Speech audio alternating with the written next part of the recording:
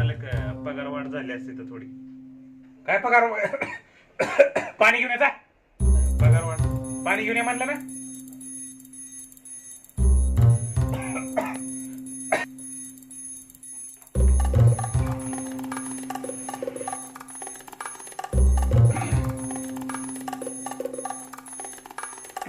पाणी काच लागते.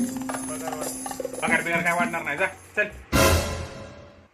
पाणी थोडं कडू होतं का?